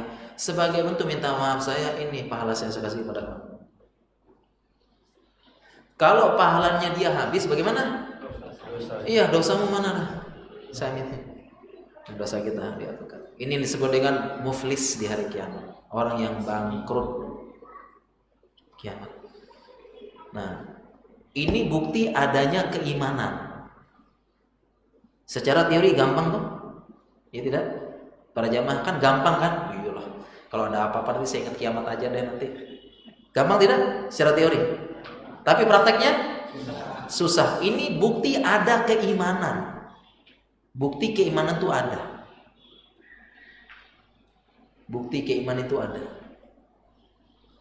Iman dengan hari kiamat itulah yang membuat kita kuat. Itu bukti keimanan. Kalau dia keimanannya sedang kuat, bukan hanya teori, dia sabar. Karena dia ingat akhirat. Dan dia sudah, biarin dah. Justru saya untung nih hari kiamat panen. Nah, enggak usah dipeduliin. Ini bukti adanya keimanan. Padahal teorinya gampang banget. Tapi pas terjadi, gitu kan. Langsung balas. Ini bukti bahwasanya keimanan itu ada, tidak sekedar ucapan dan teori, tapi dia tersimpan dalam hati. Itu bukti keimanan ada. Sakit hati kita hilangkan, atau yang kedua mau tidak mau kita balas. Kita ungkapkan, udah balas imbang. Ya apa? Kita balas dengan yang serupa, imbang dan plong. Ya tidak? Ini kan secara syariat boleh ya kita balas ya, boleh ya. Dan kita juga langsung rasanya plong. Tetapi yang lebih baik maafkan. Tadi kan disebut hudil afwa wa'mur bil urf wa a'rid anil jahilin. Maafkanlah. Ya, jadi orang-orang bodoh kita maafin aja lah, udah selesai. Ya, karena kita berpaling. Nah, sehingga maksudnya adalah jangan sampai sakit hati ini mendekam terlalu lama. Harus ada dua pilihan. Kalau tidak maafkan selesai, sudah balas. Jangan membuat dia mendekam sakit hati. Ya, jangan sampai kita ke bawah terus sakit hatinya. Maafin setengah-setengah, jadi sakit terus gitu. Dan inilah yang secara kesehatan ini tidak bagus. Dibawa terus. Ya, sakit hatinya dipelihara terus, mending udah ungkapin aja. Ya kan? Kita dihantam udah hantam balik, plong, selesai. Selesai kan? Selesai. Daripada kan dihantam terus gitu, sabar. Tapi diingat terus gitu ya. Diingat terus, aduh. Dulu kenapa enggak dihantam balik ya? Sabar gitu. Ini yang bikin sakit. Munculnya penyakit. Ya. Sakit hati dan marah. Marah yang tidak terungkapkan. Ini malah bahaya secara medis. Marah yang tidak terungkapkan. Ini berbahaya secara medis. Ya. Sampai ada teorinya manusia punya teori ada boneka khusus dipukul. Ya. Dijual. Boneka khusus untuk dipukul. Kenapa? Karena secara kesehatan tidak bagus dia simpan amarah. Sakit hati marah tidak bagus. Gimana caranya? Dia pukul boneka. Jedor gitu ya. Coba online ntar deh. Ada tuh yang jualan boneka untuk dipukul. Ada itu. Itu berdasarkan teori kesehatan tadi. Coba tuh ada tuh. Ada atau yang ada yang pernah lihat? Ada boneka untuk dipukul tuh. Itu karena secara kesehatan dia tidak bagus disimpan sakit hati nih. Mending dia ini atau langsung dikeluarkan. Udah pukul. Kenapa demikian? Karena berpengaruh terhadap berbagai macam hal, mulai dari hormonnya. Hormon lagi marah apa? Hormon adrenalin keluar. Hormon adrenalin keluar, bikin marah. Dan hormon adrenalin ini fungsinya sebenarnya adalah untuk pertahanan tubuh. Dia fungsinya untuk pertahanan tubuh. Dia menguatkan otot, membuat dia siap dengan keadaan. Makanya pada keadaan tertentu orang-orang marah itu dia jadi lebih kuat. Ya, tiba-tiba istri marah, galon diangkat. Nah, ya apa? Tiba-tiba dia pukul, ya, hancur tembok, hancur apa gitu. Ya. Ini kerja dari hormon adrenalin yang dia berfungsi keluar saat-saat marah dan darurat untuk menguatkan tubuh menghadapi hal-hal yang tidak diinginkan. Jadi ototnya lebih kuat, ininya lebih kuat. Ya muncul ketika emergensi dan marah. Makanya kalau ada orang itu kan ini ada sungai 3 meter. Kalau lagi normal gitu nggak bisa loncat. Tapi kalau dikejar anjing loncat dia. Itu kerja hormon adrenalin. Ya, kerja hormon adrenalin. Ya. Tetapi hormon adrenalin ini sifatnya kalau sering-sering muncul merusak ya. Merusak organ-organ yang lain karena dia memaksa bekerja. Kalau terlalu sering muncul. Ya. Kemudian juga ini secara medis lagi ya. Kemudian juga sering sakit hati atau memendam amarah. Ini juga bisa pengaruh kepada otak. Pengaruh terhadap otak. Pengaruh pada korteks somatosensori sekunder dan insula posterior dorsal, bahasa kedokteran. Yang dia ini akan menimbulkan rasa nyeri pada tubuh. Menimbulkan rasa nyeri pada tubuh. Padahal sumber nyerinya tidak ada. Tapi tubuh kita merasakan nyeri. Sehingga dalam ilmu kedokteran ini ada yang disebut dengan nyeri psikogenik. Apa Pak namanya Pak? Nyeri psikogenik namanya. Nyeri perasaan, baper lagi. Apa itu? Dia merasakan sakit dan nyeri. Benar dia sakit dan nyeri. Tetapi sumber nyerinya tidak ada. Tapi dia merasakan sakit. Dan benar-benar sakit. Nah, sebagai gambaran gini nih. Nyeri psikologi. Sebagai gambaran gini. Ada yang pernah luka radang, bengkak di tangan atau di kaki.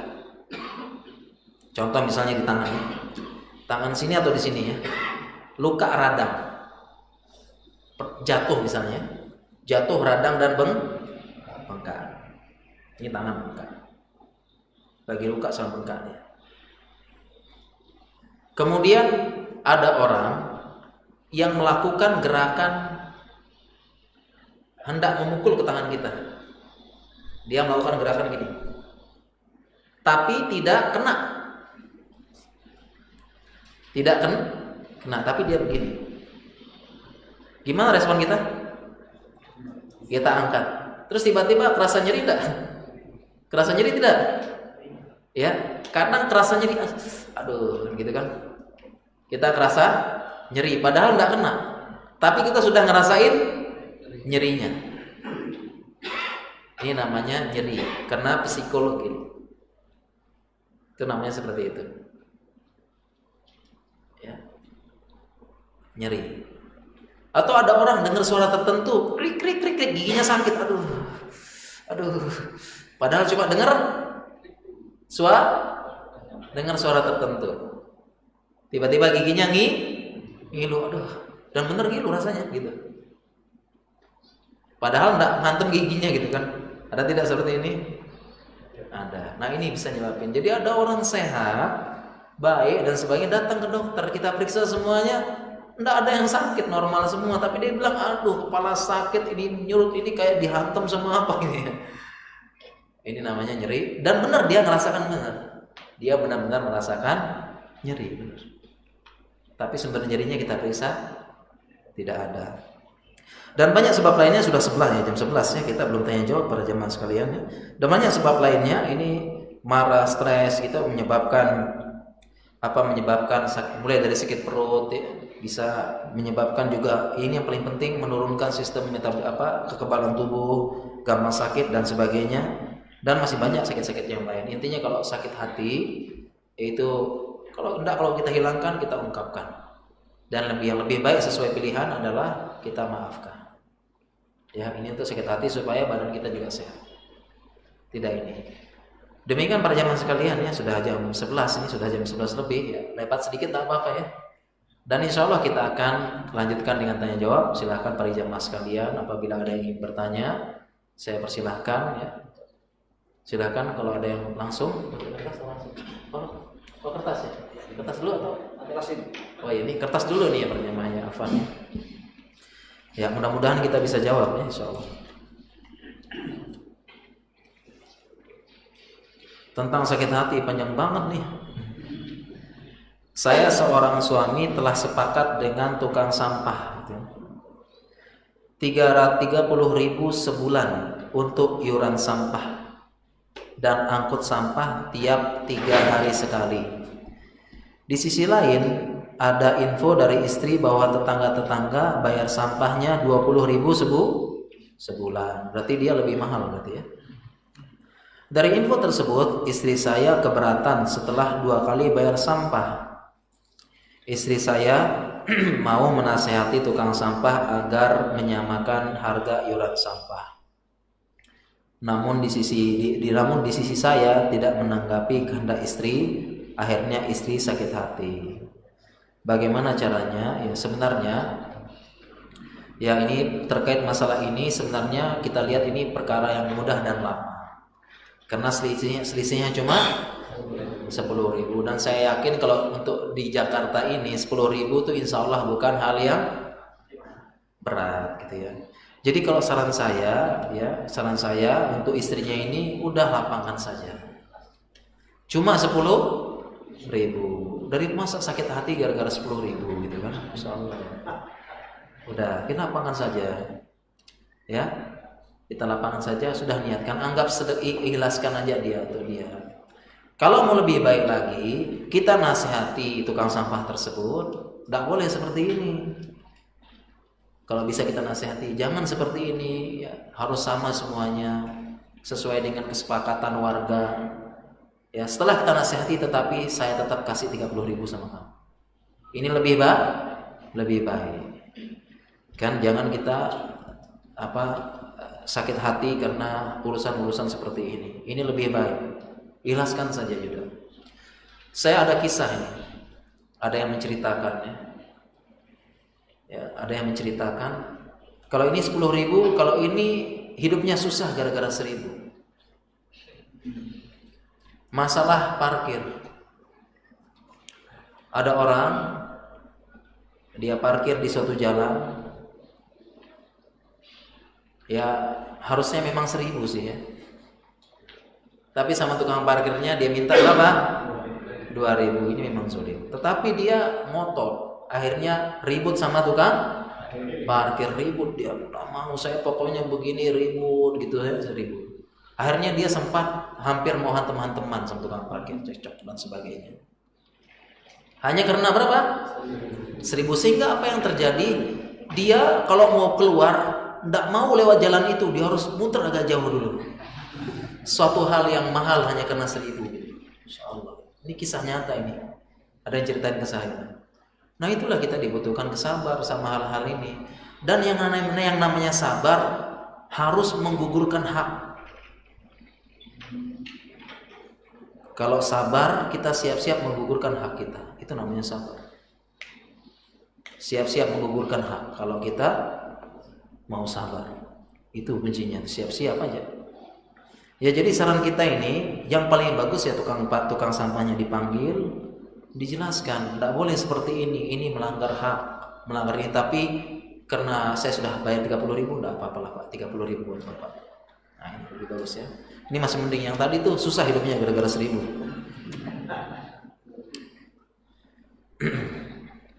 Apa hukumnya jika kita sakit hati terhadap ucapan seseorang, langsung menyindir melalui status di sosial media dan WhatsApp? Jawabannya nggak usah sakit hati gitu kan.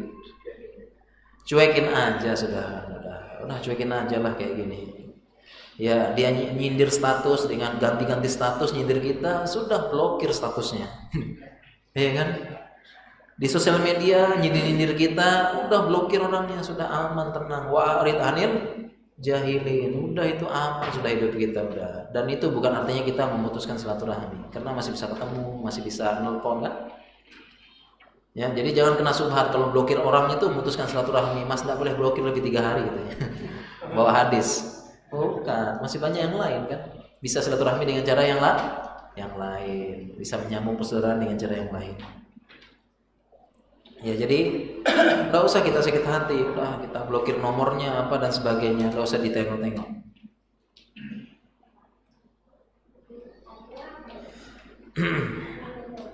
Iya. Bagaimana sikap yang harus diambil ketika saya mengenal sunnah, saya tahu saya anak zina, anak tidak sah, orang tua dulu zina, baru-baru ini saya sedih sekali, hati saya sakit rasanya, jantung kayak ditusuk pisau, tidak sekalian dicincang. Bagaimana menyikapinya? Ingin marah, tapi sepertinya tidak berguna. Saya mengikhlaskan takdir saya, tapi selalu kepikiran. Jadi sakit kepala, merasa diri tidak sehat dan sebagainya. Pertama kita sebut dulu ini semua takdir Allah. Dan takdir Allah itu yang paling baik dan hikmahnya paling besar. Ya, jadi semua takdir Allah itu baik. Kenapa Allah takdirkan kepada yang bertanya ini? Karena Allah yakin yang bertanya, karena Allah tahu yang bertanya ini mampu menghadapinya. La yukallifullahu nafsan illa wus'aha. Jadi kenapa ditakdirkan sama antum? Karena Allah tahu antum mampu. Ya. Kemudian juga anak zina ini bukan aib. Bukan aib karena ini dosa orang tuanya. Hanya saja ada aturan-aturan khusus yang berlaku bagi anak zina, terutama apabila dia perempuan, yaitu ayahnya tidak boleh menikahi. Ya. Ayahnya tidak boleh menikahkan, tidak boleh menikahkan. Karena kalau ayahnya nekat menikahkan, nikahnya tidak sah. Kalau lahir anaknya anak zina lagi. Ini yang disebut para ulama zina mengacaukan nasab. Dan dalam Islam nasab tidak main-main. Perkara yang berat dalam Islam. Nasab tidak boleh. Larangan menasabkan diri pada orang lain. Tidak boleh tidak boleh anak angkat, tidak boleh. Nabi SAW dulu Zaid bin Harisah namanya Zaid bin Muhammad SAW. Tidak boleh. Ud'uhum li'abaihim huwa aqsatu indallah, itu firman Allah turun. Kembali jadi Zaid bin Harisah. Panggillah dengan nama-nama bapak mereka. Ini berat. Ada beberapa hal, ya. Dan anak zina termasuk juga tidak mendapatkan warisan dari orang tuanya dan sebagainya. Ada beberapa hukum-hukum dan ini bukan aib. Bukan aib bagi diri dia, yang aib adalah dosa dari orang tuanya, dan Islam tidak ada dosa warisan. Tidak ada. Jadi jangan khawatir. Ini hanya orang tuanya saja. Dari orang tuanya yang sudah bertobat, dan dia bukan dia bukan kesalahan dia. Dan semua orang yang tahu, ada enggak tiba-tiba nyalahin dia? Ada enggak? Ada orang yang nyalahin dia? Enggak ada. Secara psikis dia enggak bersalah ini. Dia malah korban yang harus dikasihani. Begitu. Ya, korban yang dikasihani, sehingga enggak usah khawatir. Dan insya Allah yang namanya anak zina enggak tahu. Banyak orang enggak tahu. Jangan khawatir, banyak orang enggak tahu. Ya, banyak orang yang tidak tahu kalau dia anak zina, banyak. Ya, saya punya keluarga ada anak zina, tapi tidak ada yang tahu. Bahkan sebagian keluarga tidak tahu. Saudara-saudara saya, jadi jangan khawatir, ini hanya perasaan dan bisikan setan saja. Pertama, orang-orang banyak yang tidak tahu, dan ini termasuk aib dan kita diperintahkan menyembunyikan. Jangan khawatir sudah. Dan intinya kita bisa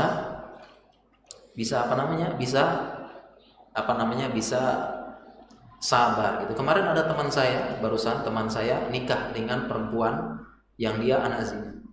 Ya, dan dia juga enggak apa-apa, enggak masalah. Yang penting nikahnya dengan wali. Ya, nikahnya dengan akadnya adalah wali hakim. Ya, wali hakim.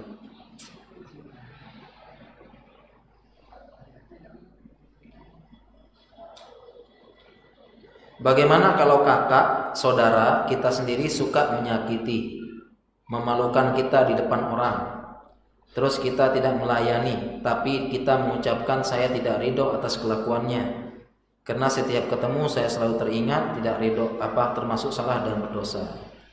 Ya, kalau keluarga ini lebih khusus lagi, karena memang ada perintah khusus, kita tidak boleh memutuskan silaturahmi, bahkan termasuk dosa besar, apalagi saudara kita.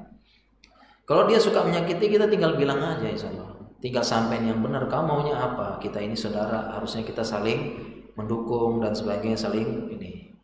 Ya, kalau setelah ini ya sudah, kita jauhi saja. Kalau memang dia masih tetap menyakiti, kita jauhi, enggak usah dilayani, dan caranya bisa tanpa memutuskan silaturahmi. Kan masih bisa tanya-tanya kabar, itu enggak sampai memutuskan. Kita jauhi saja. Dan kalau kita ingin menasihati keluarga, cara paling baik adalah kita cari orang di keluarga kita yang disegani oleh orang tersebut. Kita sampaikan lewat orang tersebut. Itu caranya, ya, insyaallah. Ya, saya ingin bertanya, mengapa kenangan itu menyakiti dan sulit dihilangkan? Masya Allah, kenangan gitu kan ya. Apalagi musim hujan ini, Masya Allah. Ada yang musim hujan ya. Ada yang punya kenangan-kenangan buruk. Jadi musim hujan bukannya Allahumma shoiban nafi'a, turun berkah, dia teringat kenangan. Masih mending ingat jemuran gitu kan. Iya tak? Ini masih mending ingat jemuran kalau hujan. Ini teringat kenangan, Masya Allah gitu ya. Kenangan yang menyakitkan, kenangan kelabu. Ya, Masya Allah. Makanya kita ini ya dari SD sampai kuliah itu kan pelajaran kita pelajaran menghafal dan mengingat, tidak pernah diajarkan pelajaran melupakan. Sulit namanya. Susah move on. Ya, harus ada pelajaran melupakan. Kita kan hafal terus ya. Hafal dan mengingat.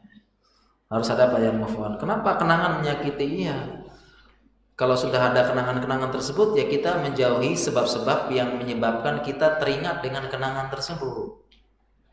Kita jauhi sebabnya. Apalah itu ya kita jauhi. Ya, kita jauhi mulai dari barang pemberiannya, udah sedekahkan ke orang lain kalau tidak dibakar. Ya, sebab-sebab yang kita ingatkan, kita jauhi sebab-sebab yang ingatkan.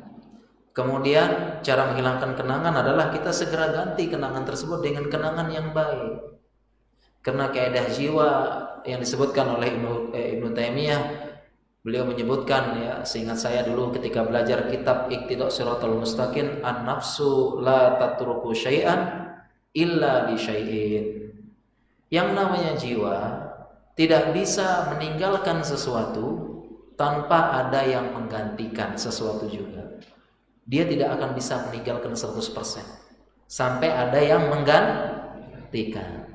Sehingga kalau kita misalnya punya kenangan buruk dengan hujan, yang tidak tahu kenapa ya, kita ganti kenangan tersebut dengan baik ya. Misalnya dulu, contoh misalnya pas hujan dulu pernah diputusin tiba-tiba gitu kan, misalnya gitu ya, dihianati, dikecewakan, ganti sekarang sudah nikah, ada yang menggantikan, kita keluar makan hujan-hujanan kan, Masya Allah. Kita ganti. Kalau tidak akan bisa. Itu kaidah jiwa yang dijelaskan ulama. Kita tidak akan bisa meninggalkan sesuatu, melepaskan kenangan-kenangannya kalau tidak ada sesuatu yang menggantikan. Nah, kan sudah ini kenangan ini tadi kita cari sebab-sebab yang kita mengingat kenangan tersebut, kemudian kita ganti dengan kenangan-kenangan yang lebih baik. Ya, yang lebih baik, harus ada penggantinya. Apapun itu, dan termasuk ini kaidah ini kita tidak akan bisa meninggalkan musik 100% kalau kita tidak gantikan dengan Al-Qur'an. Tidak akan bisa. Dan ini sudah terbukti dan banyak yang membuktikan. Ya. Jadi itu caranya untuk menghilangkan kenangan, segera cari ya ganti yang lebih baik ya. Insyaallah. Ya. Oh ya, pertanyaan lah ya, biar nggak sakit hati nanti Pak ya. Tadi udah angkat tangan, maaf Pak ya. Silakan Pak, ya Pak. Ya Pak. Assalamualaikum warahmatullahi wabarakatuh. Iya, silakan. Barakallahu Ustaz. Apakah ada relevansinya hadis katakan dalam tubuh kita ada satu daging, gumpal daging itu namanya kalbu ya. Apabila itu baik, baik seluruhnya. Apabila itu sakit, maka sakit seluruhnya. Kemudian tinjau secara medis apakah ada hubungan fisikis dengan kesehatan. Nah, ini Masya Allah, ini luar biasa ini. Karena sumber semua kayaknya hati ya. Ya demikian saja. Assalamualaikum warahmatullahi wabarakatuh. Iya. Yang ditanyakan tadi sebuah hadis Rasulullah SAW bersabda, Inna fil jasadi mudghatan, wa idha saluhat jasadu kulluh, wa idha fasadat jasadu kulluh, ala wahiyal qalbu. Itu hadisnya. Ketahuilah sesungguhnya dalam jasad ada mudghatan, ada segumpal daging. Mudghah daging, kalau darah alaqah. Segumpal daging. Kalau daging ini bagus seluruh tubuh. Kalau daging ini jelek seluruh tubuh. Ketahuilah dia adalah apa? Iya memang kolbun, tapi apa? Dia adalah jantung. Jadi memang ada ikhtilaf ulama apa kolbun tersebut. Apakah jantung atau hati dalam makna konkret? Karena secara bahasa kolbun itu artinya jantung. Jamaknya qulub. Makanya dokter spesialis jantung, tabibun maradul qulub. Bahasa Arabnya. Penyakit jantung maradul qalbi. Itu sakit jantung bahasa Arabnya. Secara bahasa kolbun itu artinya jantung. Secara bahasa kolbun. Tetapi juga kolbun dia punya makna abstrak, yaitu hati secara abstrak, seperti tadi illa man atallaha biqalbin salim. Itu hati abstrak atau jantung terjemahnya? Abstrak, dengan hati yang selamat, atau biqalbin munib dalam ayat yang lain, dengan hati yang kembali. Sehingga kolbun itu dalam hadis ini memang ada dua. Pertama jantung, kedua hati. Tetapi pendapat terkuat dalam hadis ini adalah jantung, karena sesuai dengan konteks hadisnya. Muqaddimahnya aja sudah jelas, inna fil jasadi mudghatan, dalam hati ini ada dalam jasad ada segumpal daging. Ini sudah ayat apa? Konteks ayat konteks hadis di awal saja sudah nyebutin daging.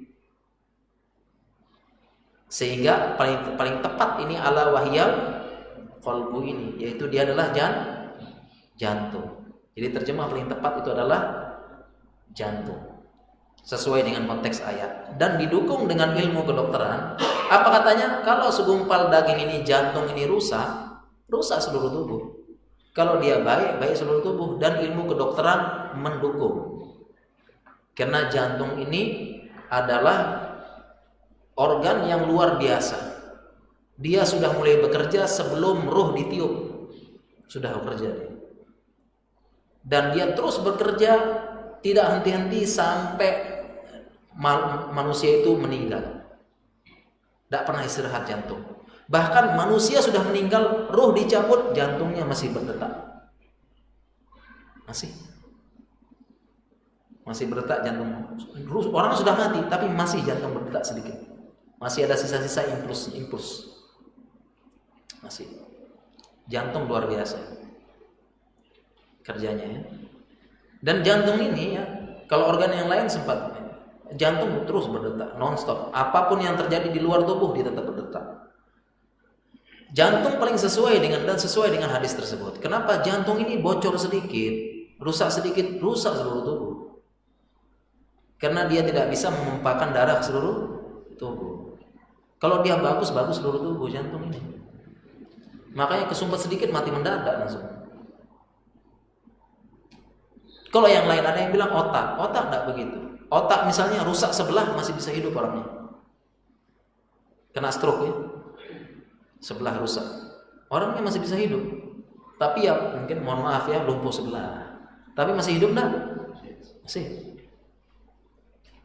Artinya organ lain masih bagus. Tangan sebelah masih bisa gerak-gerak, masih ini.